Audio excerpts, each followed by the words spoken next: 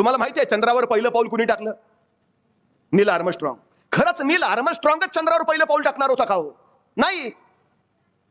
चंद्रयान मोहिमेचा प्रमुख कोण? Edwin C Aldrin. तो अमेरिकेचा वैमानिक होता, स्पेस वॉकिंगचा त्याला अनुभव होता, म्हणून या नासाच्या चंद्रयान मोहिमेमध्ये मुख्य पायलट म्हणून निवड झाली ती एडविन सी अल्डारिन, आणि त्याला सहाय्यक को पायलट म्हणून निवड झाली नील आर्मस्ट्रॉंग. तो अमेरिकेच्या नौसेनेत होता, त्याला स्पेस वॉकिंगचा अनुभव नव्हता, तो सहाय्यक म्हणून आला होता, को पायलट.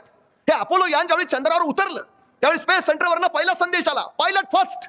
आता पायलट फर्स्ट म्हटलं एडविन सी अल्डारिन पुढेच झाला, आणि आता चंद्रावर पाय टाकायचा आहे. पण पाय टाकण्यापूर्वीच त्याच्या मनात गोंधळ सुरू झाला. मी चंद्रावर पाय टाकला आणि चंद्राच्या वातावरणानं मला खेचूनच घेतलं तर? मी चंद्रावर पाय टाकला आणि मी त्या वातावरणात जळूनच गेलो तर? मी चंद्रावर पाय टाकला आणि तिथल्या गुरुत्वाकर्षणाने मी कुठं भरकटलो तर?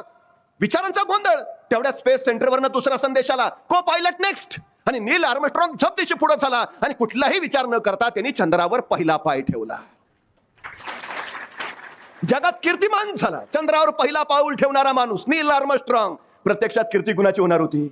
एडविन सी अल्डारिनची. बसला विचार करत, काय करू? पटकन निर्णय घ्या. हे बघा, निर्णय चुकला तर काय होईल? अनुभव येईल, आणि बरोबर आला तर यश येईल.